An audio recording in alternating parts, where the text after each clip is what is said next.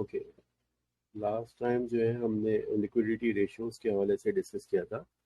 इसके बाद हमें लिवरेज रेशियोज जो है डिस्कस करना था, मगर क्योंकि आज ज़रा सा हॉलीडे होता है गल्फ में भी और पाकिस्तान में भी, तो मैंने मुनासिब समझा ये मार्केट वैल्यूएशन रेशियोज जो है आज डिस्कस कर लिए जाएं।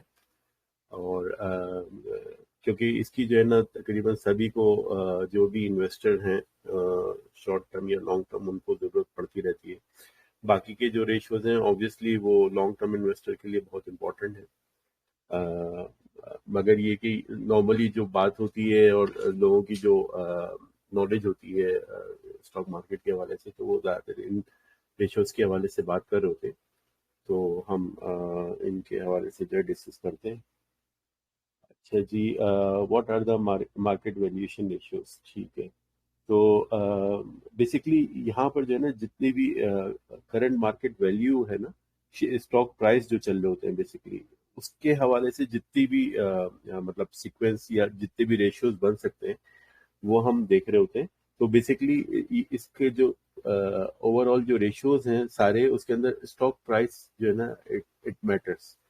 और उसकी बेस पे हम ये देख रहे होते हैं कि कंपनी जो है ओवर वैल्यूड है, अंडर वैल्यूड है या फेयरली वैल्यूड है। ठीक है, यानी हमको ये कंपनी जो है खरीदनी चाहिए या इसके अंदर कॉशन बरतना चाहिए, या अगर शॉर्ट टर्म के लिए अगर कुछ ले रहे हैं और वो फेयरली प्राइस है तो हो सकता है कि वो एक गुड डील बन जाए। तो ये बेसिकली हम इसके अंदर जो है ना मतलब ये बॉटम लाइन है। आगे हम देखेंगे कि इसके अंदर मुख्तलिफ कौन कौन से रेशियोज हो सकते हैं जो कि हमें कंसिडर करने हैं।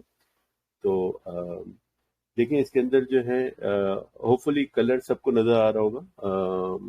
अगर किसी का कोई कलर के हवाले से कोई मसला है तो मुझे बता दे, क्योंकि थोड़े से ब्राइट कलर्स हैं और कभी कभी जो है जो जिनके पास कुछ कलर ब्लाइंडनेस का सिलसिला होता है, तो अगर उनको किसी को भी किसी भी वजह से मसला आ रहा है, पढ़ने में नहीं आ रहा, तो बता दिएगा।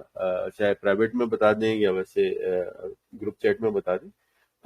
मैं कोशिश करता हूँ कि ज़रा सा जो है ना स्लाइड्स ज़रा सी अच्छी हों, ताकि ये कि लोगों का इंटरेस्ट रहे। बोरिंग स्लाइड जो है ना फिर वो ज़रा सा मुश्किल हो जाता है लोगों के लिए। एनीवे तो इसमें जो है ना बहुत से रेशियोज हैं। इसमें से 4 5 6 रेशियोज हम भी डिस्कस करेंगे। तो प्राइस टू अर्निंग रेशियोज हैं, तो इसमें जो है पर डॉलर के हिसाब से जब लोग खरीद रहे हैं शेयर, तो वो क्या willing to pay per dollar by by the earning, यानी ये जो है कि आप कितने डॉलर पे करना चाह रहे हैं उसके हवाले से, यानी प्राइस टू अर्निंग रेशियो है। ये सारी हम इसको प्रॉपरली डिस्कस करेंगे। तो इसमें प्राइस टू बुक आ जाता है, प्राइस टू सेल्स आ जाता है, ईवी ओवर एबिडा आ जाता है, इसमें प्राइस टू कैश फ्लो आ जाता है, डिविडेंड यील्ड है, पैग रेशियो है। तो इसके अलावा ये भी होता है जिसमें डिविडेंड यील्ड भी आप इंक्लूड कर लेते हैं। तो इसमें से तकरीबन 5 6 जो है हम डिस्कस कर लेते हैं डिटेल में। तो इसमें मैं स्लाइड पे ज़्यादा टाइम नहीं लगाऊंगा क्योंकि हमारे पास कंपैरिजन भी होगा आखिर में।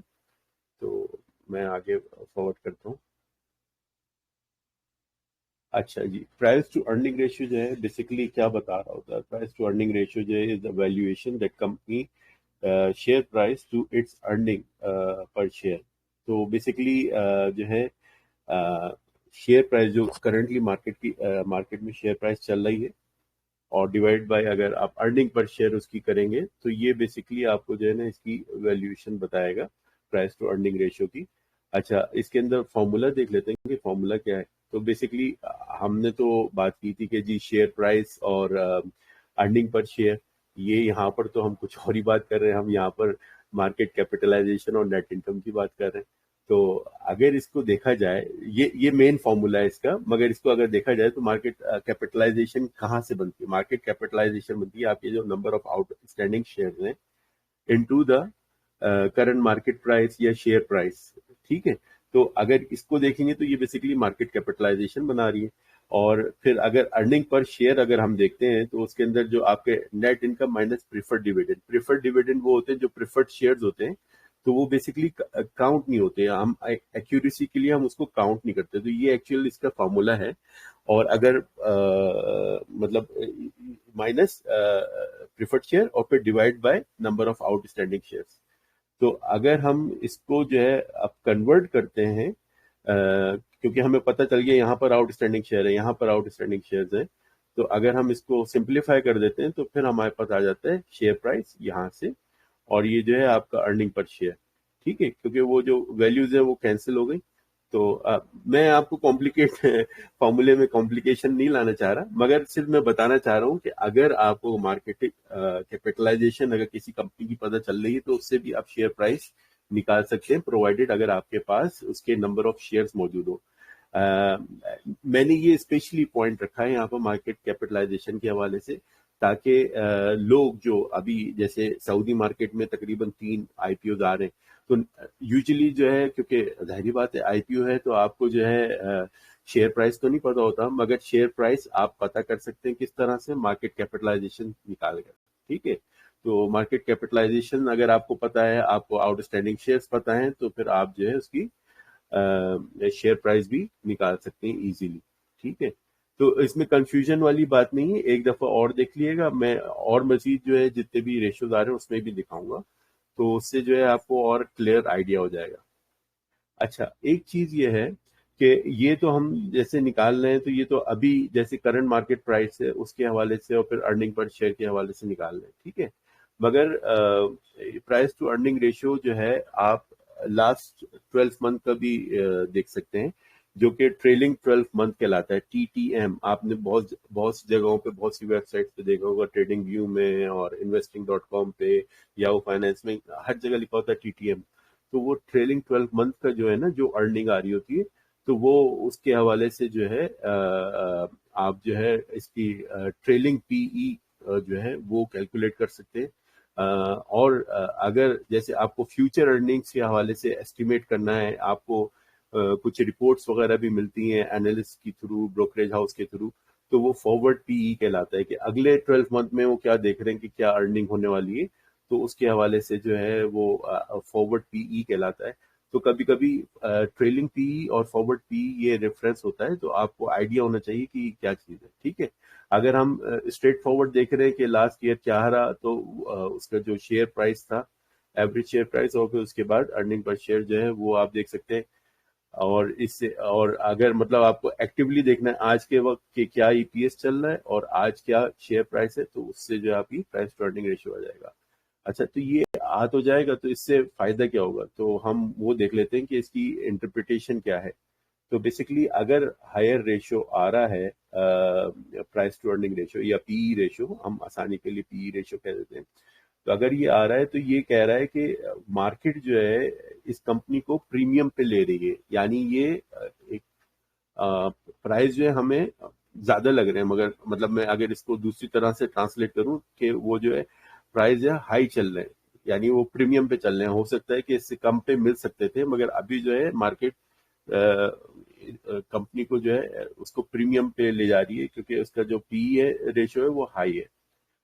अच्छा, ये क्यों हो सकता है? अगर हाई पी हमें मिल रहा है मार्केट का, तो वो क्यों हो सकता है? स्ट्रॉन्ग ग्रोथ प्रोस्पेक्ट्स हैं, उनको कॉम्पिटिटिव एडवांटेज है, या उनके एसेट्स जो है यूनिक है। अगर एक कंपनी फिनोमिनल अगर उसकी ग्रोथ चल रही है, और फिनोमिनल मतलब उसके जो एसेट्स हैं वो हाई क्वालिटी एसेट्स हैं, और या फिर उनको मोट है, मैंने ऑलरेडी मोट के बारे में डिस्कस किया था कि अगर वो इकोनॉमिक मोट के अंदर है कि उनका कोई कंपटीशन नहीं है, न्यू एंट्रेंट नहीं आ सकते मार्केट के अंदर, तो उसके हवाले से तो फिर जो है ना, वो जो मार्केट प्राइस है वो पीक करते जाते हैं, बढ़ते जाते हैं, हाई होते जाते हैं। तो उसकी वजह से जो है फिर ये पीई रेशियो जो है ना आपका बढ़ता चला जाता है। अगर जैसे ये जो हमने लास्ट बात की है कि अगर शेयर प्राइस बड़ा होगा और ईपीएस आपका कम होगा, तो फिर इसकी जो पीई रेशियो बढ़ जाएगा। ठीक है, अच्छा, इसकी अपोजिट जो है, या लोअर रेशियो अगर देखें, कि लोअर रेशियो क्या है, कि वो जो है ना मार्केट जो है कंपनी को जो है अंडर वैल्यू कर रही है। ठीक है, और क्यों अंडर वैल्यू करी है? वही बात है कि जी फाइनेंशियल हेल्थ हो सकता है उसकी अच्छी ना हो, या इंडस्ट्री में कंपटीशन बहुत ज्यादा हो, या उसकी जो फ्यूचर प्रोस्पेक्ट है कंपनी के वो बेहतर ना हो, तो इस वजह से फिर हमें हो सकता है कि लोअर रेशियो मिले। और इसमें इंडस्ट्री बेंच बग क्या है कि इंडस्ट्री के अगर आइडियल पी रेशियो इंडस्ट्री के हिसाब से चल रहा है, तो वो जो है मतलब नॉर्मली जो मेच्योर इंडस्ट्रीज हैं, हम आगे देखेंगे भी टेबल के अंदर कि जो नॉर्मल मेच्योर इंडस्ट्रीज हैं उसके अंदर जो है वो एक बेंचमार्क के साथ जो है ना उसका पीई रेशियो चलता है, और आप देखते होंगे उसके प्राइस में ज्यादा फ्लक्चुएशन नहीं होती। तो उसका जो पी ही है फिर उसकी वजह से, क्योंकि शेयर प्राइस के अंदर फ्लक्चुएशन नहीं है और ईपीएस उसका एक मिच्योर ग्रोथ की वजह से एक स्टैटिक मतलब एक स्टेबल ईपीएस आ रहा है पर ईयर के हिसाब से, तो वो जो है आपको उसका पी रेशियो जो है नॉर्मली इंडस्ट्री के साथ चलता है। ठीक है। अच्छा, इसको हम दूसरे तरीके से ट्रांसलेट कर लेते हैं कि भाई हाई पी रेशियो क्या होता है और लो पी रेशियो क्या होता है। तो अगर हाई पी रेशियो है तो हाई ग्रोथ एक्सपेक्टेशन है, जो कि हम ऑलरेडी डिस्कस कर चुके हैं। इसके अलावा पोटेंशियल फॉर ओवर वैल्यूएशन, यानी जो प्राइस है, मैं ये भी बात कर चुका हूँ कि इन्फ्लेट हो चुका है ऑलरेडी, जो है इसकी जो अर्निंग्स है उसके हिसाब से ये इन्फ्लेट हो चुका है। तो इसमें हमें कॉशन भी जो है बरतना पड़ता है। ठीक है। मगर ये भी है कि अगर ऐसी ग्रोथ कंपनीज हैं जिनकी अर्निंग और जिनकी जो यानी अर्निंग पर शेयर और ये सारा ईयर वाइज जो है बढ़ता चला जा रहा है और वो एक ग्रोथ कंपनी है, तो उसमें तो फिर हाई पी ही मिलेगा हमें, फिर उसमें हमें चांस नहीं मिलेगा कि हम पी कम होने का वेट करें और फिर एंट्री लें। तो ये मेच्योर कंपनीज और जो ग्रोथ कंपनीज है इसके अंदर डिफरेंस होता है, और हम जब इंडस्ट्री वाइज चार्ट देखेंगे तो उसके अंदर हमें नजर आएगा। और high P ratio market optimism भी बताता है। कभी कभी जो है पूरा मार्केट का पी जो है वो बढ़ जाता है। ठीक है। या कभी कभी खाली एक सेक्टर जो है वो ग्रो कर रहा होता है या एक कंपनी जो है ग्रो कर रही होती है। अ, मिसाल मैं ज्यादा नहीं देना चाहूंगा, मगर ये कि बिलफर्ज अगर साजगार की मिसाल है या उसका, तो वो आप पी देख लें उसका पहले 2 साल पहले कहाँ था और अब कहाँ है। तो वो और फिर जाहिर बात है अर्निंग के हिसाब से भी जो है ना वो सारी चीजें होती हैं। एनीवे फिर लो लो पी के हवाले से बात करते हैं कि लो पी हम ऑलरेडी बात की हमने कि भाई अंडर वैल्यूएशन बता रहा होता है कि कंपनी जो है ना अर्निंग्स के हिसाब से जो है इसकी ये कंपनी अंडर वैल्यू है, मगर उसके कुछ और भी इश्यूज होते हैं जो कि जैसे हमने बात की कि जी फ्यूचर प्रोस्पेक्ट्स जो है उसके दिख नहीं रहे, तो इस वजह से जो है फिर उसका जो है पी डिक्रीज होता जा रहा है। और लो एक्सपेक्टेशन है, मार्केट जो है ना लो परफॉर्म करेगी आने वाले वक्तों में, तो फिर जो है आपको लो पी मिल रहा होता है। और इसमें जो है एक पोटेंशियल अपॉर्चुनिटी भी होती है कि अगर आपको जो है एक कंपनी आपको पता है इसके बाकी फंडामेंटल स्टॉक फंडामेंटल्स उसके जो है इस शेयर के या इस कंपनी के वो बहुत अच्छे हैं, मगर वो अच्छी पी पे हमको मिल रहा है, वैल्यू पे मिल रहा है, तो ये भी एक एंट्री का पॉइंट हो सकता है कि हम एक पोटेंशियल हमें बाइंग अपॉर्चुनिटी मिल जाए कंपेयर टू अदर कंपनीज। तो काफी दफा जो है मैं आपको बता भी चुका हूँ कि एससीसी वगैरह जब ये 35-36 पे आया तो इसका अच्छा पी हो गया था, और पेयर्स के हिसाब से जो है ये था। इस तरह से और कंपनीज हैं, मतलब किसी कंपनी को रेकमेंड नहीं करना है और किसी कंपनी के बारे में नेगेटिव बात नहीं करना है, तो सिर्फ हमें जो है ना कॉन्सेप्ट पता होना चाहिए और फिर जो है वो आप इम्प्लीमेंट कर सकते हैं। ठीक है। अच्छा, इसके अंदर क्या क्या इंपॉर्टेंट कंसिडरेशन है, तो अगर जैसे हम बात करें इसके अंदर अर्निंग क्वालिटी जो है ना वो हमें जो है देखना पड़ती है पी रेशियो के अलावा। मतलब ऐसा तो नहीं है कि कुछ जो है अकाउंटिंग के हवाले से कभी कभी ये होता भी है और कभी कभी पेनलाइज भी होती है कंपनीज। अच्छी कंपनीज नहीं करती, मगर कुछ कंपनीज ऐसी भी होती है कि जो अकाउंटिंग के अंदर गिमिक्स करते हैं और उसकी बेस के ऊपर जो है आपकी अर्निंग जो है ना पंप अप हो जाती है, बूस्ट अप हो जाती है, तो वो जो है ना मिसलीड कर सकता है। तो बेसिकली जितने भी हम रेशियोज पढ़ रहे हैं ये आइसोलेशन में नहीं देखना, हमें बाकी चीजें भी देखनी है, इंडस्ट्री का भी देखना है रेशियोज का, और उसके बाद जो है ना ये डिसीजन लेना है। क्योंकि अगेन ये हम लॉन्ग टर्म के हवाले से देखें कि लॉन्ग टर्म हम किस तरह से इन्वेस्टमेंट कर सकते हैं किसी भी कंपनी के अंदर by looking at the financial ratio. सही। अच्छा, इसके अलावा जो है इसके अंदर ग्रोथ प्रोस्पेक्ट्स हैं जो कि हमें देखना है, ऑलरेडी हम इसके ऊपर डिटेल में बात कर चुके हैं।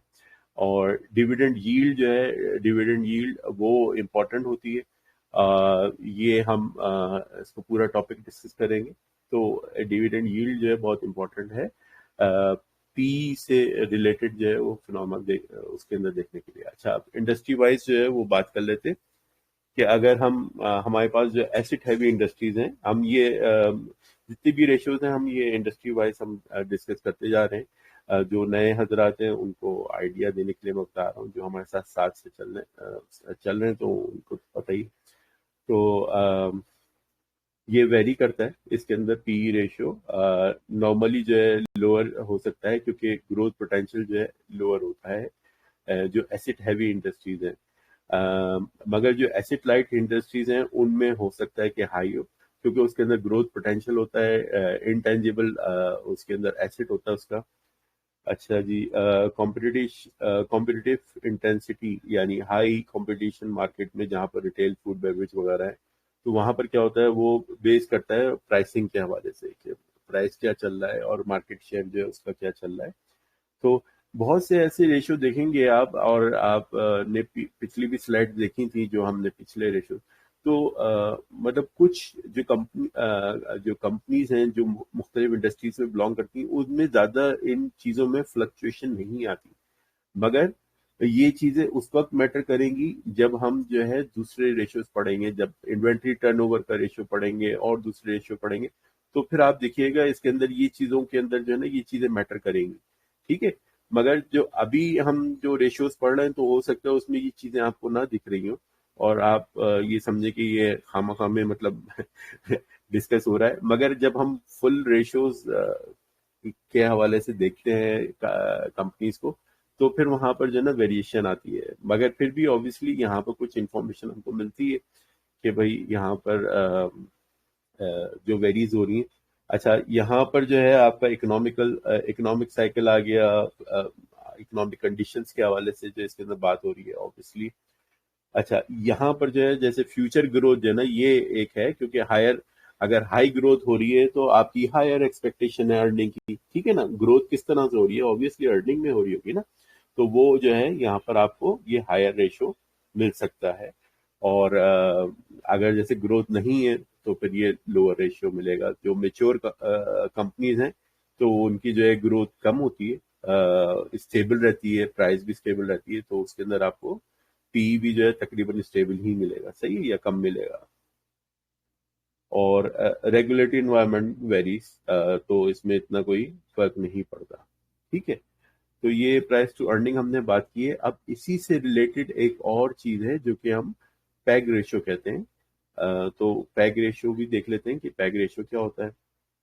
पैग रेशियो जो है वो बेसिकली जो हमने पी पढ़ा है, पी के साथ जो है आप अगर इसकी एनुअल ईपीएस ग्रोथ रेट वो इसका रेशियो लें, तो ये जो है आपका पैग रेशियो जो है वो बन जाता है। ठीक है, इसकी डेफिनेशन देख लेते हैं कि जी price to earning growth is a valuation upon the price to earning ratio, जो कि हमारे सामने ही है, by factoring the company expected earning growth.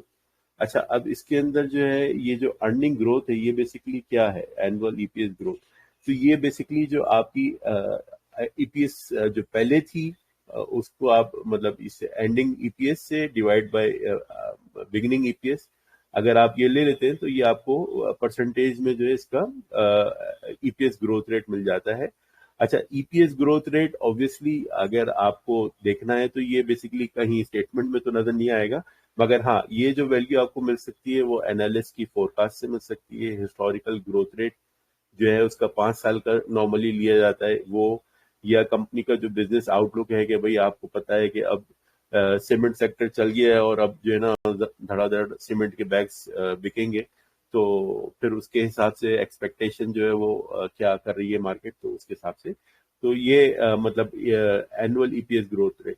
ज्यादातर वैल्यूज जो है हमें जो है स्टेटमेंट से मिल रही है, मगर यहाँ पर जो है ना आपको ऑब्वियसली ये सारी चीजें कैलकुलेटेड होती हैं। और बहुत सी एप्स पाकिस्तान के अंदर भी जो एप्स हैं मैं भी यूज करता हूँ बहुत सी एप्स, तो उसके अंदर पैग रेशियो आपका मिल जाता है। ठीक है ना, और कैलकुलेटेड मिल जाता है। तो बट ये फॉर्मूला समझने की जरूरत ये है कि ये जो ईपीएस ग्रोथ रेट है अगर आपने ये कम रखा तो वैल्यू में फर्क पड़ सकता है, या बहुत ज्यादा हुआ तो वैल्यू में फर्क पड़ सकता है पैग रेशियो के अंदर ना।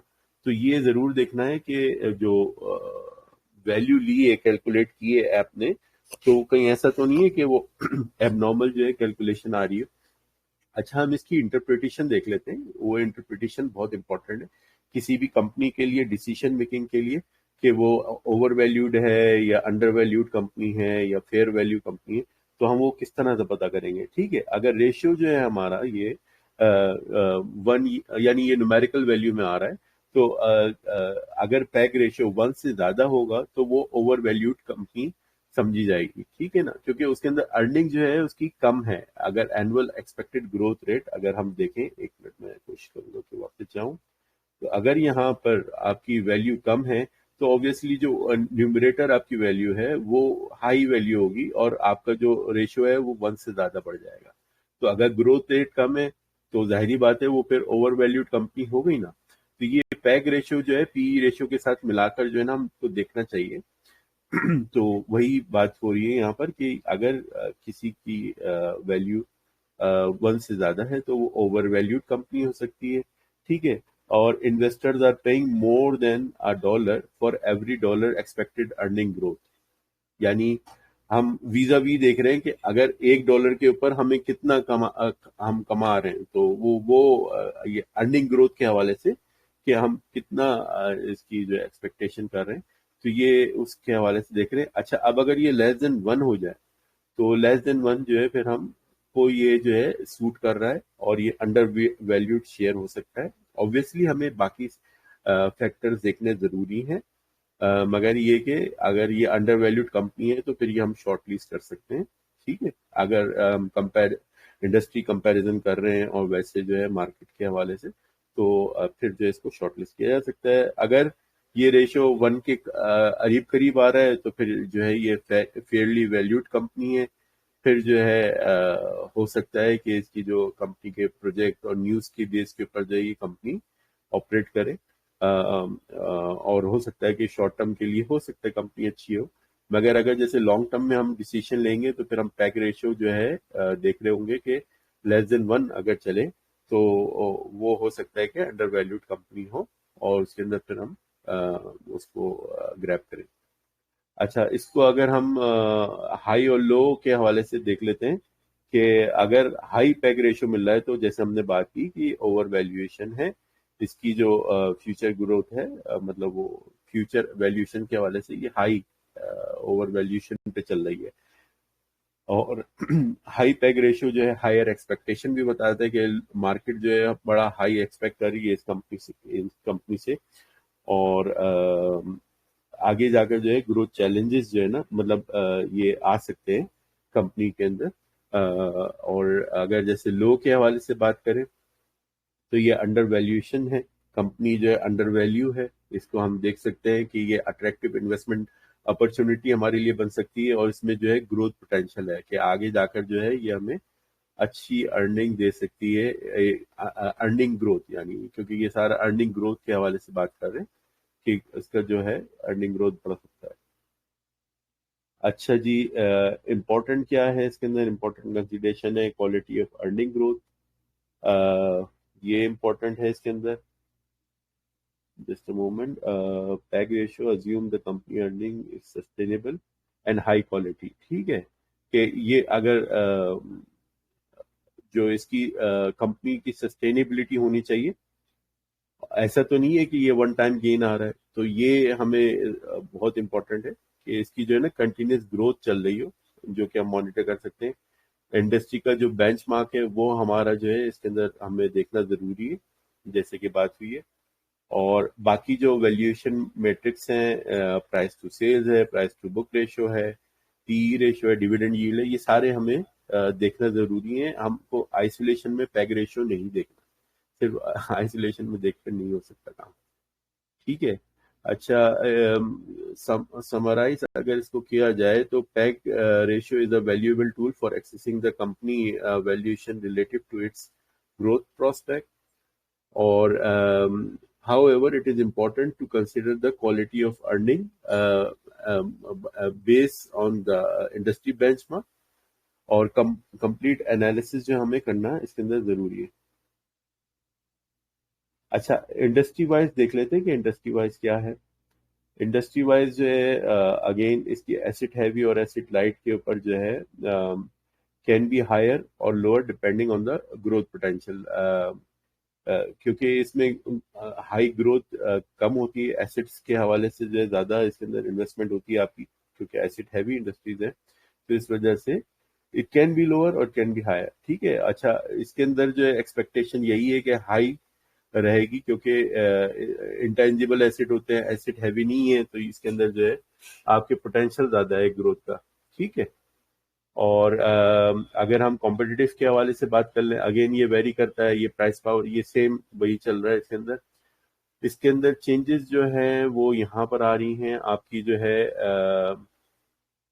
ग्रोथ के हवाले से, कि देखें जो मेच्योर कंपनीज हैं उसके अंदर स्लोअर मिलेगा आपको। ठीक है, क्योंकि ग्रोथ प्रोस्पेक्ट उनकी कम होते हैं, स्टेबल होती है, 5, 10, 15% जो है उनका चल रहा होता है।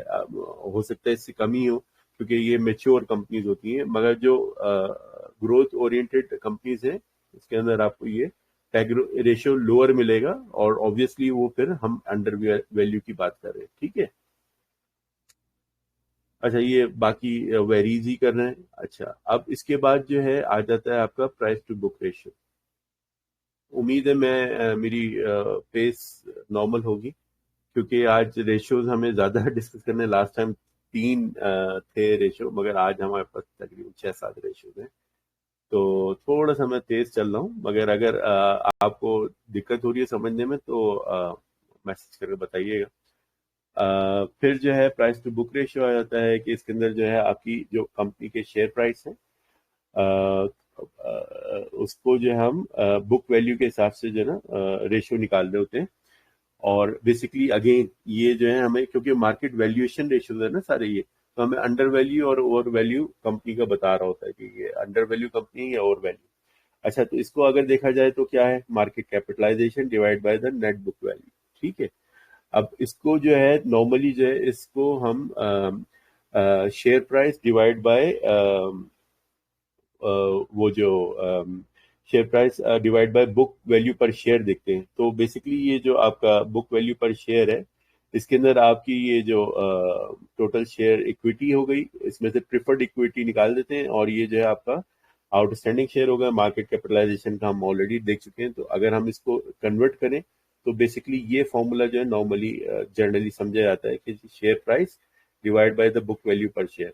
यानी कंपनी अगर खुदा न खास्ता दिवालिया हो तो उसकी बुक वैल्यू क्या होगी, तो वो जो बुक वैल्यू है वो अगर हम शेयर प्राइस से जो है बुक वैल्यू पर शेयर को अगर हम उससे डिवाइड कर रहे हैं, तो वो जो है हमें प्राइस टू बुक रेशियो मिल जाता है। और ये भी एक इम्पॉर्टेंट फैक्टर होता है समझने के लिए कि कंपनी के जो है ना खुदा न खास्ता अगर आगे जाकर इश्यूज बनते हैं तो हम क्या डॉलर वैल्यू दे रहे हैं कंपनी की बुक वैल्यू के हिसाब से। ठीक है, जब हम टेबल डिस्कस करेंगे ना तो उसमें बहुत ज्यादा क्लैरिटी आ जाएगी आपको between the price to earning, price to book और प्राइस टू सेल्स। ठीक है, अच्छा जी, अगर सिंपल इंटरप्रिटेशन देखें इसकी तो क्या है कि भाई अगर higher price to book value आ रही है, यानी तो बेसिकली अगेन आप शेयर प्राइस जो है ना जो इसका न्यूमरेटर है आप उसके अंदर ज्यादा पे कर रहे हैं ना। अगर इसका फॉर्मूला देखें, अगर हायर वैल्यू आ रही है तो इसका मतलब है कि वैल्यू पर शेयर तो कम है, और आप शेयर प्राइस ज्यादा है, तो बेसिकली आप जो है ना प्रीमियम पे जो है ना कंपनी को ट्रीट कर रहे हैं। ठीक है, तो क्यों ट्रीट कर रहे हैं, जिस तरह से हमने पीई के हवाले से बात की थी कि भाई कंपनी के ग्रोथ प्रोस्पेक्ट हो सकता है अच्छे हो, कॉम्पिटिटिव एडवांटेज हो, या यूनिक एसिड हो, इसकी वजह से जो है प्रीमियम पे अगर ऐसा नहीं है तो फिर तो आप जो है ना ज्यादा महंगी कंपनी खरीद रहे हैं। ठीक है, तो लोअर रेशियो में क्या है, लोअर रेशियो में फिर वही वाली बात है कि मार्केट जो है ना अंडर वैल्यू कर रही है, और हो सकता है कि उसकी फाइनेंशियल हेल्थ का मसला हो, उसके जो फ्यूचर प्रोस्पेक्ट हो वो अच्छे ना हो, या इंडस्ट्री के अंदर जो है ना कुछ मामला चल रहे हो जिसकी वजह से जो है उसकी जो प्राइस टू बुक है वो कम हो गई हो। सही है, इसी तरह से ये बेंचमार्क के हवाले से कि जो मैन्युफैक्चरिंग कंपनीज है उनके अंदर टेंजिबल आइटम्स बहुत होता है, तो इस वजह से जो है उनकी जो वैल्यू है वो ज्यादा आती है। ठीक है ना, एसिड हैवी इंडस्ट्रीज का आपको मिलेगा कि उसके अंदर जो है बहुत ज्यादा वैल्यू आएगी। ठीक, ये सारी स्लाइड्स जो है ऑब्वियसली में है, मैं कहीं रुक कर जो है मतलब इसलिए नहीं रुक रहा कि ये आप स्क्रीनशॉट्स ले सकते हैं और बाद में जो है पढ़ सकते हैं। हमें जो है कोशिश ये होती है कि विद इन आवर कंप्लीट हो जाए, क्योंकि मुख्तलिफ लोग मुख्तलिफ टाइमिंग्स में हैं। तो अच्छा जी, आप देख लेते हैं कि अगर इन जनरल हम बात करें प्राइस टू बुक की, कि अगर हायर आ रहा है तो फिर वो हाई ग्रोथ एक्सपेक्टेशन है। इसके अंदर या तो ये पोटेंशियल ओवर वैल्यूएशन भी हो सकती है कि अगर आपको एक बड़ी वैल्यू मिल रही है, और जो इंटेंजिबल एसेट हैं जिनके, तो उनमें जो है ना आपको ये नॉर्मली जो है बड़ी मिलेगी वैल्यू, क्योंकि उसके अंदर जो है आपके मतलब इंटेंजिबल एसेट्स है ना, तो इस वजह से हाँ उसकी जो वैल्यू है वो आपको बड़ी मिल सकती है। अच्छा, लोअर प्राइस टू बुक जो है आपकी जो है कंपनी की अंडर वैल्यूएशन बता रही होती है कि कंपनी के जो एक इंट्रिंसिक वैल्यू है, जो कि आगे हम जाकर कभी ये टॉपिक भी कवर करेंगे कि इंट्रिंसिक वैल्यू किस तरह से निकालते हैं, मुख्तलिफ उसके मैकेनिज्म है। तो उसके हवाले से जो है अंडर वैल्यूएशन बता रही होती है, इसमें पोटेंशियल वैल्यू अपॉर्चुनिटी है, और ये भी हो सकता है कि ये कंपनी जो है फाइनेंशियल डिस्ट्रेस में हो, कि भाई इसके जो एसेट्स हैं वो अ, नहीं है, मतलब वो लिक्विडेट होते जा रहे हैं। तो वो भी एक पोटेंशियल जो है इशू है कि वो हमको पता चल जाएगा यहाँ से। ठीक है, मगर ये सारी चीजें हमें मिला के पढ़नी है। अच्छा, इसकी बुक वैल्यू की जो है लिमिटेशन है, अगेन वो अकाउंटिंग के जो मेथड्स हैं उनके थ्रू जो है, ऐसा तो नहीं है कि कंपनी जो है ओवर स्टेट कर रही है कि भाई हमारी जो नेट बुक वैल्यू है इतनी बड़ी है। तो ये हमें देखना चाहिए, ये इंपॉर्टेंट कंसिडरेशन में आता है। फिर इसके अलावा जो है इंटेंजिबल एसेट्स हैं, company with the significant intangible assets, जो कि जैसे पेटेंट है, ट्रेडमार्क है, गुडविल है, तो इनकी जो पीबी रेशो है वो कम आएगा। ठीक है, might have a lower PB ratio because the assets are oftenly not fully reflected। अच्छा, इसके अलावा जो है ग्रोथ प्रोस्पेक्ट्स जो है वो देखना चाहिए कि PB ratio is less sensitive to the short term fluctuation earnings. Okay, क्योंकि नॉर्मली ये जो है आपका जो भी बुक वैल्यू है, ये एक नॉर्मली चल रहा होता है, अगर मेच्योर कंपनीज है उसके अंदर आपका ये स्टेबिलिटी की तरफ जा रहा है। ठीक है, इंडस्ट्री वाइज देख लेते हैं, मैं सबको इनेबल कर देता हूँ। ठीक है, तो यहाँ पर जो है जैसे वेरी करता है, मगर जहाँ पर टेंजिबल एसेट है तो वहाँ पर आपकी price to book value high आ रही है, जहाँ पर लेस टेंजिबल एसेट है वहाँ पर आपकी लोअर वैल्यू आ रही है। ठीक है, इवन दो के वेरी करता है। और इसके अलावा जो है यहाँ पर ग्रोथ प्रोस्पेक्ट्स जो है वहाँ पर जो है हाई ग्रोथ में जो है आपकी ये हायर वैल्यू आएगी। सही है, और बाकी जो है नॉर्मल है, इसके अंदर कुछ बताने वाली चीज नहीं है। अच्छा, अब जो है थोड़ा सा आप मुझे 5 मिनट का जरा सा वो वक्फा दे, मैं पानी पी लूँ थोड़ा सा, 1 मिनट।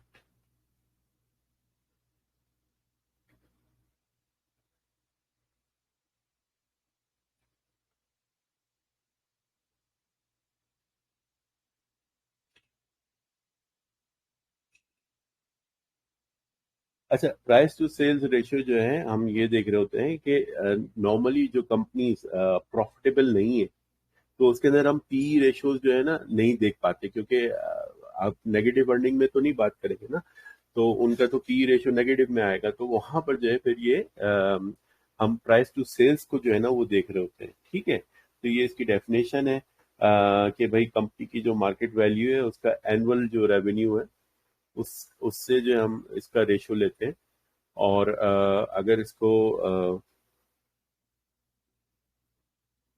अगर हम देखेंगे price to sales ratio market capitalization का, अगर टोटल रेवेन्यू जो भी कंपनी कमा रही है उसके अगर उससे रेशियो देखेंगे मार्केट कैपिटलाइजेशन का, तो फिर हमारे पास जो है प्राइस टू सेल्स रेशियो आ जाएगा।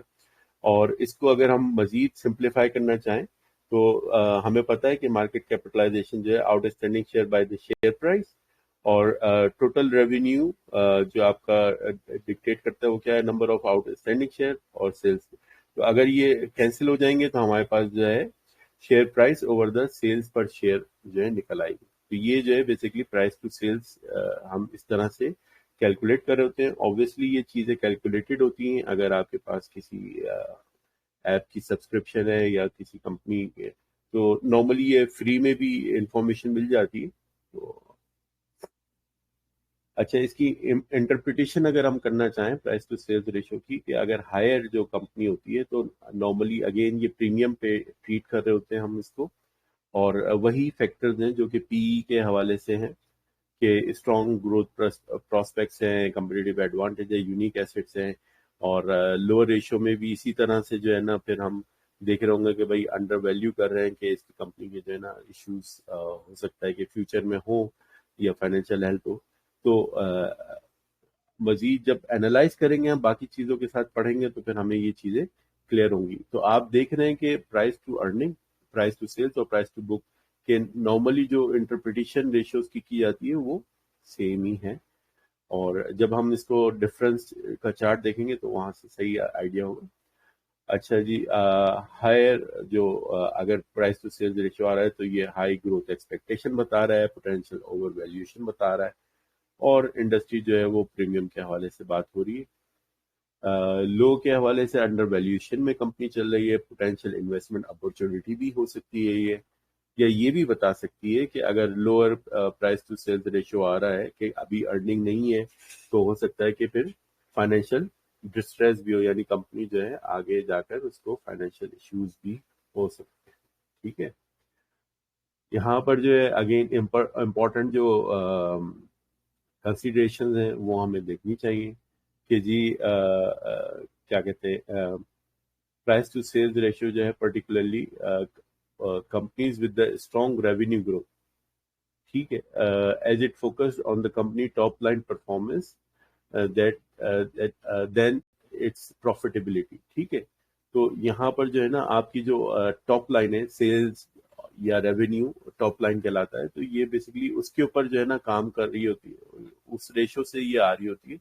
तो हो सकता है कंपनी का सेल्स बहुत अच्छी हो मगर एक्सपेंसेस उसके इंकर्ड हो रहे हो, तो नॉर्मल जो है प्रॉफिटेबिलिटी हो सकता है उसकी ना हो, तो वो हमें जरूर देखना चाहिए।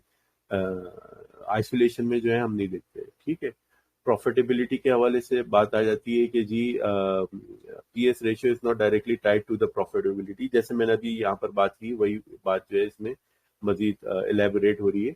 और higher PS ratio without corresponding to the profitability indicate the potential over valuation. मतलब हमें पीएस रेशियो तो देखना ही देखना है मगर उसकी प्रॉफिटेबिलिटी भी देखना है। ऐसा तो नहीं है कि हम खाली टॉप लाइन की बात कर रहा हूँ जो कि सेल्स या रेवेन्यू होता है, मगर उसकी प्रॉफिटेबिलिटी, उसकी जो नेट प्रॉफिट है वो ना हो इतना, तो वो फिर हमारे जो है ना ओवर वैल्यूएशन कंपनी का आ जाएगा। ठीक है, और इंडस्ट्री को ऑब्वियसली हम कंपेयर करेंगे जब इसके ऊपर बात करेंगे। और अगर अच्छा जी,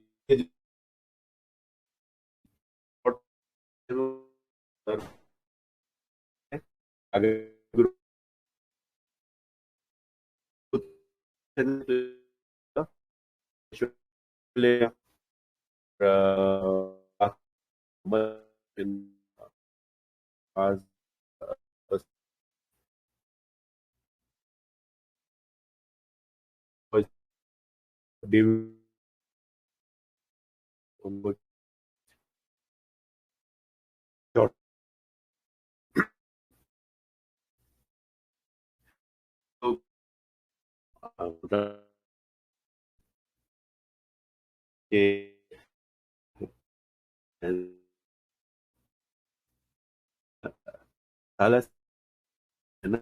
के हवाले से होते और कंपाउंडिंग के हवाले से जो देख रहे होते हैं, तो कंपाउंडिंग के हवाले से जो है ना डिविडेंड यील्ड बहुत ज्यादा इंपॉर्टेंट होती है कि कंपनी जो डिविडेंड दे रही है तो वो क्या आपके पास जो है ना डिविडेंड यील्ड आ रही है, और इसका जो है हम शेयर प्राइस से जो है रिलेशन देख रहे होते हैं। मुझे मैसेज आया, 15 मिनट रह गए, तो मैं कोशिश करता हूँ कि तेज चलाऊं। तो ये जो है आपकी total annual dividend divide by the market capitalization, और ये परसेंटेज के अंदर रेशियो आ रहा होता है।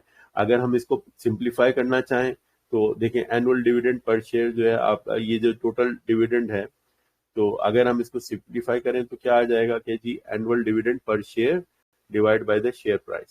सही है, तो ये बेसिकली आपको डिविडेंड यील्ड मिल जाता है। ठीक है, इसके अंदर जो है ये परसेंटेज में आता है, तो हायर परसेंटेज जो है वो ऑब्वियसली अच्छा होना चाहिए। ठीक है, तो हायर रेशियो अगर हम देख लें कि हायर डिविडेंड अगर यील्ड आपको आ रही है तो company is paying in large portion. ठीक है, तो हर चीज जो है ना ग्रीन ग्रीन नहीं है। अभी जब इम्पोर्टेंट कंसिडरेशन देखेंगे तो फिर हम उस वक्त भी देखेंगे कि क्या होता है, क्योंकि यहाँ पर जो है एक व्यू अलग मिल रहा है, और जो इम्पोर्टेंट कंसिडरेशन है ये मैंने अब स्लाइड्स नई ऐड करना शुरू कर दी है जितनी भी रेशियोज के अंदर। तो उसके अंदर फिर हमको जो है ना दूसरा एस्पेक्ट भी देखना जरूरी होता है। तो एनीवे अगर हायर डिविडेंड यील्ड है तो कंपनी जो है लार्ज पोर्शन में आपको डिविडेंड वगैरह दे रही, तो ये अट्रैक्टिव है इन्वेस्टर के लिए। ऑब्वियसली अगर हायर डिविडेंड आ रही है, अगर कम डिविडेंड मिल रहा है तो क्या हो सकता है कि भाई कंपनी जो है ना ज्यादातर पोर्शन जो है अपने पास रख रही है अर्निंग का, और हो सकता है उसको जो फ्यूचर ग्रोथ करने के लिए ये अमाउंट चाहिए हो, तो ये भी पॉसिबिलिटी, इस वजह से लोअर रेशियो आ रहा है। ठीक है ना, मगर अगर कंपनी जो है सारी अर्निंग्स रख रही है और नए प्लांट में या नई चीजों में, नए वेन्यूज के अंदर वो इन्वेस्ट नहीं कर रही, तो फिर ये एक प्रॉब्लम हो सकता है। ठीक है, और इंडस्ट्री बेंचमार्क जो है वो देखा जाता है जब भी डिविडेंड यील्ड देख रहे होते हैं कि भाई बाकी जो पेयर्ड कोलीग्स हैं, वो पेयर्स जो कंपनीज हैं वो क्या डिविडेंड, उनकी यील्ड क्या है और इसकी यील्ड क्या है।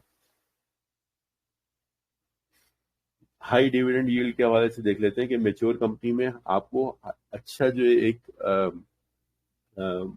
डिविडेंड यील्ड जो है मिलती है। क्यों? क्योंकि वो एक मेच्योरिटी की तरफ होती हैं, स्टेबल होती हैं कंपनी, उनको अपनी जो अर्निंग का बहुत सा पोर्शन जो है ग्रोथ के हवाले से एसेट में नहीं लगाना पड़ता और दूसरे चीजें वो नहीं कर रही होती, तो नॉर्मली जो है वो फिर पे आउट कर रही होती हैं अपनी अर्निंग से। तो आपने देखा होगा कि बहुत सी जो मेच्योर कंपनीज हैं वो उनकी डिविडेंड बहुत जबरदस्त है। ठीक है, कंपेयर टू मार्केट। ठीक है, मतलब ऑब्वियसली हर मार्केट के अपने नॉर्म्स हैं, तो पाकिस्तान में डिविडेंड यील्ड कुछ और है, सऊदीया में कुछ और है, तो वो मार्केट नॉर्म्स अपनी जगह पर हैं, मगर ये कि मैं इन जनरल बात करूं तो ये है। ये भी हो सकता है कि कंपनी जो है अपने हाई डिविडेंड यील्ड दे रही हो मगर उसकी कुछ डिफिकल्टीज हो, और उसको छुपाने के लिए जो है ना इन्वेस्टर को वो अट्रैक्ट करने के लिए जो है वो हाई डिविडेंड यील्ड आ रही हो। तो ये भी आपको देखना है कि ऐसा तो नहीं है कि बाकी के जो पैरामीटर्स है कंपनी के वो अच्छे ना हो। ठीक है, और डिविडेंड स्टेबिलिटी जो है हमें वो देखनी जरूरी है कि भाई डिविडेंड स्टेबिलिटी जो है वो आ रही हो, ओवर द लॉन्ग पीरियड जो हमें ये डिविडेंड्स मिल रहे हो। ठीक है, अच्छा, लो डिविडेंड्स के अंदर अगेन के हो सकता है कि अगर वो अर्निंग उसकी ना लग रही हो तो उसके अंदर हो सकता है कि ग्रोथ पोटेंशियल हो, तो हमको उस प्रोस्पेक्ट के अंदर जो है फिर कंपनी के अंदर हो सकता है कि इन्वेस्टमेंट करना हो। अच्छा, ये चीज अब इसके अंदर जब चार्ट में देखेंगे तो फिर मैं आपको बताऊंगा, उस वक्त इंडिकेट करूंगा, अभी मैं पॉइंट जाया नहीं करना चाह रहा। और फ्यूचर डिविडेंड ग्रोथ सॉरी, उसके हवाले से बात हो रही है, और फिर हाई ग्रोथ इंडस्ट्रीज के अंदर जो है ना आपका जो लो डिविडेंड यील्ड जो है वो होता है, यही मैं बात करना चाह रहा था, और अभी ये हम चार्ट में भी हमें नजर आना चाहिए, तो वो मैं आपको बात करता हूँ। अच्छा, यहाँ पर जो हाई डिविडेंड यील्ड आपने एक एक साल की तो देख ली, मगर आपको ओवरऑल देखना है कि इसकी जो हाई डिविडेंड यील्ड है वो क्या सस्टेनेबल है, क्या ये इस तरह से कंपनी सस्टेन करेगी पे करते हुए। ऐसा तो नहीं है कि कहीं वन टाइम जो है उसका उसने कोई जमीन बेची हो, मतलब एक हमने बात की थी कि प्राइमरी ऑपरेशंस और नॉन प्राइमरी ऑपरेशंस, तो ऐसा तो नहीं है कि अदर अदर इनकम से जो उसका कुछ अमाउंट आया और उसके बेस के ऊपर उसने डिविडेंड दिया हो। आप समझेंगे यार ये तो कंपनी बड़ा बेहतरीन है, इसकी तो डिविडेंड यील्ड भी अच्छी है और इसका ईपीएस भी अच्छा है, डिविडेंड पर शेयर इसका अच्छा है, तो उसमें ये देखना पड़ता है कि सस्टेनेबिलिटी जो है ना कंपनी की होनी चाहिए। ठीक है, उसका कैश फ्लो जो है उसके पास होना चाहिए ताकि वो अपने ऑपरेशन स्मूथ चलाती जाए। और डिविडेंड ग्रोथ जो है इसके अंदर हमें वही बात की मैंने कि मॉनिटर करना जरूरी है कि ओवर द इयर्स जो है इसकी डिविडेंड में ग्रोथ आ रही है कि नहीं आ रही, या खाली एक ही है। बहुत सी कंपनी सऊदी अरब में भी है कि उनका जो है ना 10 साल से या उससे ज्यादा का जो है अरसा हो गया है, वो 70 हलाला जो है वो पर ईयर का जो है ना डिविडेंड दे रही है। अब मैं ज्यादा बात नहीं करूंगा, मगर मैंने आपको मिसाल दे दी। तो अब उसके अंदर डिविडेंड की ग्रोथ ही नहीं है, तो फिर बंदा क्या इन्वेस्ट करे, ठीक है। तो खैर एनीवे, मतलब इस तरह की बहुत सी कंपनीज होती हैं, तो वो हमें देखना जरूरी है कि जहां पर जो है फिर डिविडेंड की ग्रोथ नहीं है, तो वो भी इम्पोर्टेंट है। और बाकी के जो फाइनेंशियल मैट्रिक्स हैं वो हमें देखना जरूरी है। प्राइस टू बुक रेशियो है, पी रेशियो है, डेट टू इक्विटी रेशियो, जो आगे जाकर हम पढ़ेंगे टॉपिक, तो वो है। मैं एक मिनट टाइम देख लूं कितना रह गया हमारा।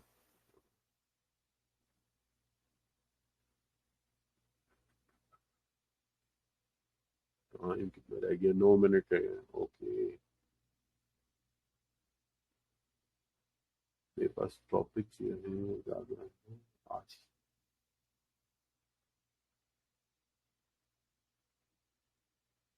ओके,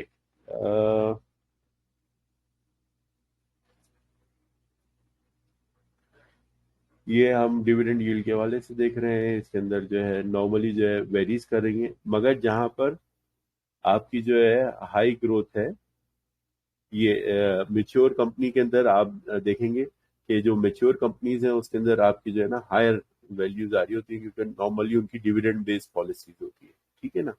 मगर जो हायर ग्रोथ कंपनीज हैं उसके अंदर नॉर्मली आपको लो डिविडेंड यील्ड मिल रही होती है। क्यों? क्योंकि वो री इन्वेस्टमेंट कर रही होती है अपनी अर्निंग्स का। तो ये मैं आपको इम्पोर्टेंट पॉइंट यहाँ पर बता रहा था इस चार्ट में, ये बहुत इंपॉर्टेंट पॉइंट है। क्योंकि अगेन मैंने आपको बताया ना, कुछ रेशियो कुछ इंडस्ट्रीज के हवाले से वेरी कर रहेंगे, कुछ जो है ना आपको क्लियरली आपको पता होना चाहिए कि इसमें तो ये वैल्यूज आनी चाहिए, ठीक है ना। तो उसके हिसाब से फिर हमें अंडरस्टैंड करना आसान हो जाता है कि अगर हम ग्रोथ बेस्ड कंपनी देख रहे हैं तो उसमें क्या होगा, ये रेशियोज कहाँ क्या आएंगे, तो उसमें कंपैरिजन में जो है ना फिर आपको आसानी होती है, ठीक है। अच्छा, ईवी एबिटा, ये जो है इंटरप्राइज वैल्यू है जो कि हम निकालते हैं। और बेसिकली ये ओवरऑल जो है ना हमारी कंपनी का जो है ना आउटलुक दिखा रही होती है कि ये जो है इसकी ये अर्निंग बिफोर इंटरेस्ट और डेप्रिसिएशन अमोर्टाइजेशन है जो EBITDA है। और इंटरप्राइज वैल्यू आप किस तरह से निकालते हैं, अगर बिलफर्स कंपनी हम बेचना चाहें किसी को भी, तो बेसिकली उसकी जो मार्केट कैपिटलाइजेशन है और उसकी जो टोटल डेट है, ये जो है ना इस पे जो है कंपनी बिकेगी, मगर जो उसके कैश और कैश इक्विवेलेंट अमाउंट है ना वो उसमें से माइनस कर देते हैं। तो ये जो है ना इंटरप्राइज वैल्यू निकालने का फॉर्मूला है। और ऑब्वियसली ये हमें नहीं निकालना होती, नॉर्मली ईवी ओवर EBITDA आपको मिल जाता है वेबसाइट्स पे, मगर अगर समझने के लिए अगर देखना है तो ये स्लाइड आप जो है रिफर कर सकते हैं। हम इसकी इंटरप्रिटेशन देख लेते हैं कि भाई अगर हायर रेशियो आ रहा है तो बेसिकली वही जैसे हमने हायर पी, हायर PS बाकी देखा था कि जी वो कंपनी जो है प्रीमियम पे ट्रीट हो रही है, क्योंकि आपका एंटरप्राइज वैल्यू जो है उसकी वैल्यू ज्यादा होगी और नीचे EBITDA की वैल्यू कम होगी। अर्निंग उसकी नहीं है मगर ईवी जो है उसकी ज्यादा है, ठीक है। और इसी तरह से जो है लोअर रेशियो भी ये बिल्कुल सेम है। मतलब जो आपको रीजन मैंने पहले पी वगैरह के वाले से बताए थे वही आपको यहाँ पर भी मिल रहे हैं, ठीक है। हाई एक्सपेक्टेशन ग्रोथ है और पोटेंशियल ओवर वैल्यूएशन भी हो सकती है कंपनी की, तो ये हमें देखना है, बाकी जब फैक्टर्स उसके अंदर डिस्कस करेंगे। या ये भी हो सकता है कि इंडस्ट्री का प्रीमियम ऐसा हो, ठीक है। और अंडर वैल्यूएशन भी हो सकती है, पोटेंशियल इन्वेस्टमेंट अपॉर्चुनिटी हो सकती है अगर लो ईवी ओवर EBITDA की बात कर रहे हैं। या ये भी हो सकता है कि फाइनेंशियल डिस्ट्रेस हो, तो नॉर्मली जो है आपको सेम वैल्यूज मिल रही हैं। अच्छा, इसके अंदर नॉन ऑपरेटिंग आइटम्स, ये जो है हमें इम्पोर्टेंट कंसिडरेशन है कि इसके अंदर जो रेशियो है इसके अंदर हम जो नॉन ऑपरेटिंग आइटम्स है सच एज इंटरेस्ट इनकम और इंटरेस्ट एक्सपेंसेस वगैरह वगैरह, जो है इसके अंदर वो नहीं हो रहा था। तो ये जो है एक क्लियर पिक्चर जो है इसकी नहीं आ रही होती कि कंपनी की जो ऑपरेटिंग एक्सपेंसेस हैं वो क्या है। और कैपिटल स्ट्रक्चर के हवाले से जो हमें देखना है कि यानी यहाँ पर डेट और इक्विटी जो है उसको कंसिडर करना पड़ता है, और इसके जो है ग्रोथ प्रोस्पेक्ट्स हैं। ये इसकी मुख्तलिफ इंडस्ट्री कंपैरिजन के हवाले से है। इसमें यहाँ पर जो एसिड हैवी है तो ये देखें ये हायर है, ठीक है, higher due to the capital investment, क्योंकि कंपनी जो है हाईली इन्वेस्टेड होती है, जो उसके एसेट्स होते हैं उसकी वजह से जो है आपकी जो ईवी की वैल्यू है, ईवी की वैल्यू यहाँ पर एंटरप्राइज वैल्यू जो है वो ज्यादा आती है। वो जब ज्यादा आएगी और EBITDA जो है उसकी अर्निंग कम होगी तो फिर ये आपको हायर रेशो मिलेगा, ठीक है। और it can be higher intangible अगर आइटम्स नहीं है, मगर ये इंटेंजिबल आइटम्स है मगर हाई ग्रोथ अगर कंपनी है, तब भी आपकी जो है ईवी की वैल्यू हायर आ सकती है। बाकी इसमें और कुछ नहीं है। हाँ, यहाँ पर जो है अगेन हाई ग्रोथ की वजह से जो है आपकी ग्रोथ एक्सपेक्टेशन जो है बढ़ सकती है, तो ये इसके अंदर जो है वैल्यू आ जाती है। क्विकली हम ये देख लेते हैं चार्ट, ये इम्पोर्टेंट है, इसमें डिस्कस कर लेते हैं क्योंकि टाइम बहुत कम रह गया है। एक मिनट। अच्छा जी, चार्ट के हवाले से डिस्कस कर लेते हैं कि जी पी रेशो हमने देख लिया था, शेयर प्राइस बाय अर्निंग था, और ये सारे हमने फॉर्मूलाज देख लिए थे। सो व्हाट इट मेजर्स, ये इंपॉर्टेंट है कि भाई investor is willing to pay per dollar of earning, यानी $1 की बेस कि पर डॉलर अर्निंग के ऊपर जो है पी क्या इन्वेस्टर दे रहा है। यहाँ पर हमारा जो है सेल्स का जो है रेशो होता है, तो हम ये पर डॉलर ऑफ सेल्स कि इन्वेस्टर क्या शेयर खरीदना चाह रहा है, कितने पर डॉलर ऑफ शेयर्स। और इसी तरह से जो है ये बुक वैल्यू के हिसाब से कि भाई नेट एसेट के हवाले से रिलेटिव क्या बात हो रही है, और यहाँ पर जो है क्या एक्सपेक्टेड ग्रोथ के हिसाब से आप कंपनी का शेयर बाय कर रहे हैं, तो ये हम उसके हवाले से बात कर रहे थे। अच्छा, यहाँ पर एक समरी हमारे पास आ गई कि जी lower is better, lower is better, और यहाँ पर अगर लेस देन 1 है तो इट्स बेटर, ठीक है, अंडर वैल्यूड है कंपनी, और यहाँ पर अगर लेस देन 1 है तो भी ये अंडर वैल्यूड है कंपनी। तो यहाँ पर देखें आप जनरल आप लोअर ही की बात कर रहे हैं, ठीक है, और यही हमने देखा भी था जब हमने इंडिविजुअल स्लाइड देखी थी। अच्छा, लिमिटेशन ऑब्वियसली हर जगह लिमिटेशन है, वो हमें देखना पड़ेगी। तो यहाँ पर पीई के हवाले से क्या कहते हैं कि does not work for the companies with the negative earning. इसी वजह से हमने सेल्स की प्राइस टू सेल्स का जो है वो डिस्कस किया था कि भाई अगर किसी कंपनी की नेगेटिव अर्निंग्स है तो वो तो फिर जो है पी नहीं काम आएगा, तो फिर हम इसको प्राइस टू सेल्स के हवाले से देख रहे होते हैं। और यहाँ पर जो है ये जो प्राइस टू बुक है, यहाँ पर आप हम जो कंपनीज जो है इंटेंजिबल एसेट वाली हैं उसमें ये फिर काम नहीं आता प्राइस टू बुक रेशियो, क्योंकि हम यहाँ पर जो है एसेट के हवाले से देख रहे थे ना। और आपकी जो यहाँ पर जो है ना रिलाई ऑन ग्रोथ एस्टिमेट्स, और ऑब्वियसली ये एनालिस्ट के जो है एक्सपेक्टेड ग्रोथ रेट्स होते हैं, तो ये हमें जो है इसके अंदर लिमिटेशंस मिल सकती हैं पैक रेशियो के अंदर, ठीक है। और बाकी जो है वो देख सकते हैं कि क्या है इसके अंदर जो और इम्पोर्टेंट बात करने की है।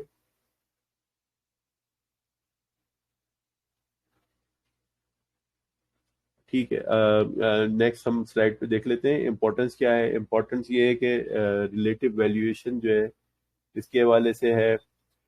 इन्वेस्टमेंट डिसीजन मेकिंग, ऑब्वियसली ये तो हमने पूरा देख लिया ना कि कंपनी को किस तरह से over value under value depending on the price. और परफॉर्मेंस असेसमेंट इसकी देख रहे हैं, इंडस्ट्री बेंचमार्किंग के हवाले से देख रहे हैं। जब मर्जर और एक्विजिशन होता है तो उस वक्त जो है इसकी ये जो वैल्यूएशन के प्राइसेस बहुत इंपॉर्टेंट होते हैं। जब मर्जर हो रहे होते हैं या कोई एक्वायर कर रही होती है कंपनी, तो उस वक्त बहुत ज़्यादा इंपॉर्टेंट ये देखा जाता है। और मार्केट टाइमिंग के हिसाब से जो है डिफरेंट ट्रेंड्स होते हैं, तो उस वक्त जो है ये हम जो है इन्वेस्टर का सेंटिमेंट्स जो है ना हमें बता रही होती है, ये जो वैल्यूएशन रेशियोज हैं, ठीक है। और लिमिटेशन जो है इसकी मार्केट वॉलेटाइल होगी तब है, उसके बाद हमारे शायद